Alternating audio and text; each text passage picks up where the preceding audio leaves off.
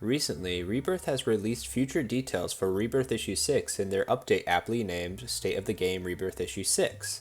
In this upcoming update, we get a sneak peek of various new systems like the new challenge mode task forces, the revival of the community information kiosk, a new incarnate type, and much more. Before getting into the video, I wanted to mention that there's a Dev's Choice Award contest for AE going on, being held by Reach through June 4th to the 18th. Also, there's still an anniversary event going on, so if you want to get your badge and participate in the Nemesis event, then make sure to log in. Now back to the video.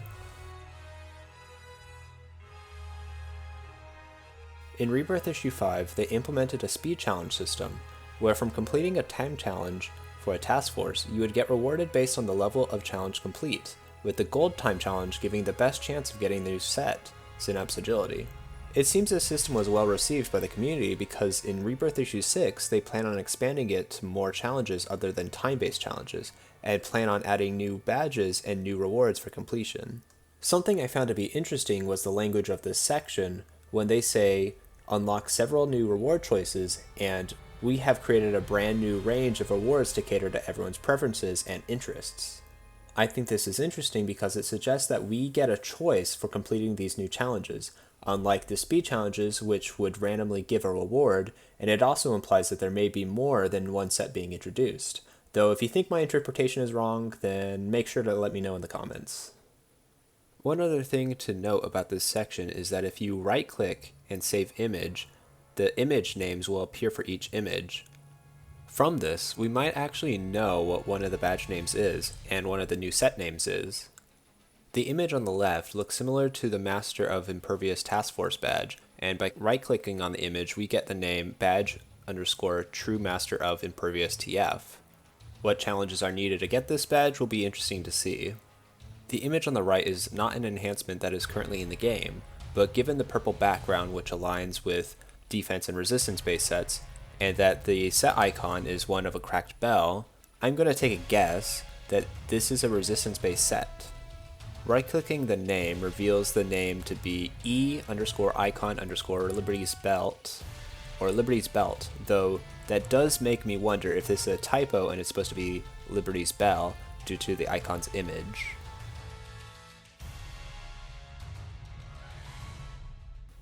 The epic power set that was specifically focused on was the Martial Prowess set. Currently it is only available for scrappers and stalkers, but it is being proliferated to brutes and tankers. They seem to be making changes to the power Aim Shot by seemingly renaming it to Keen Quarrel for scrappers and Assassin's Bolt for stalkers, as well as equalizing their recharge times and increasing their damage outputs. There may be more for stalkers and scrappers, but they did not specify. Instead, they focused more on the proliferation of tankers and brutes.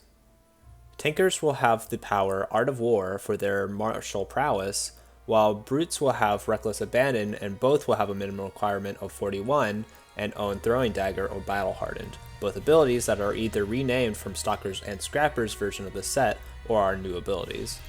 Art of War will be an auto power that gives a chance to apply a damage boost by 7.5% and an endurance discount by 3.84% for 10 seconds, which can stack up to 3 times.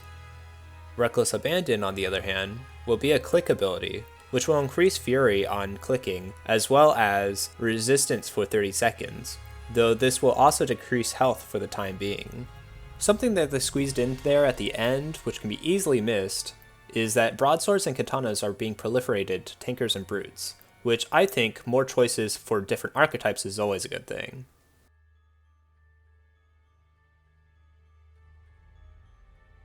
The Community Information Kiosk was a leaderboard in Issue 2 which would track different things like damage done, enemies defeated, or healing done, and other such variables for both in the zone that they were located in, as well as overall.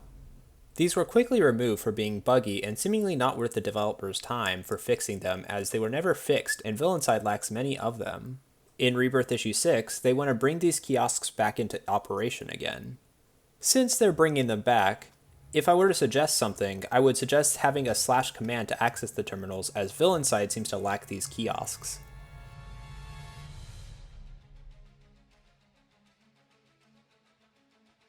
This one seems pretty straightforward, but they are adding more information to the detail info tab, which is great as we no longer have to resort to using mids or other sources to try and find different values that should otherwise be present in the game.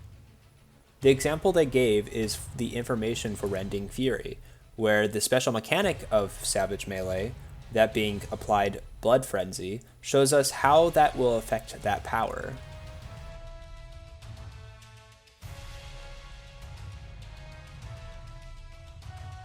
A few tidbits here. Vigilance seems to be getting an update for defenders, and training, dual origin, and single origin enhancements don't degrade as fast. They mentioned that some powers are going to become a lot more attractive, most likely implying that the attract mechanic is being added to more powers. I believe only Whirlpool from the Speed Power Pool, Water Control, and Force Fields are the only things that have the attract mechanic, and I remember some devs saying they wanted to implement this mechanic more, so I guess we'll be seeing the results of that soon enough. Another change is that we can now easily pair gloves together with a click of a button, as they put it. I think the only other server to offer something like this is Homecoming, and I hope it gets expanded to other parts as well, like asymmetric boots and shoulders as well. Lastly, they mentioned that an option for disabling the blinking email notifications was added, and to the delight of everyone out there who has ever lost items to having a full inventory while claiming items in their email, emails will no longer discard claimed items when there isn't enough space in your inventory.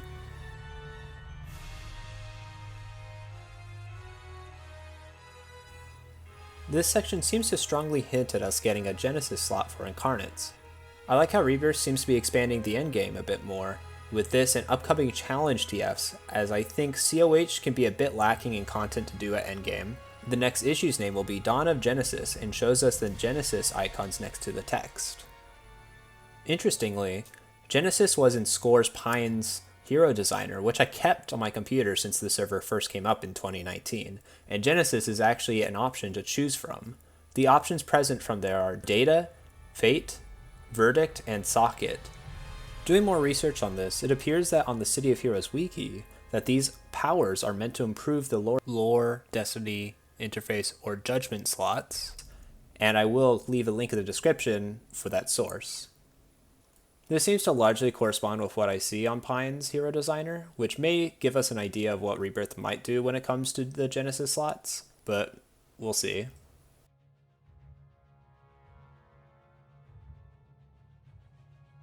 To end this video, I wanted to give a big thanks to the Rebirth team for putting all this content together, and I am excited to try this out whenever it comes out on the PTS, which I hope will be soon.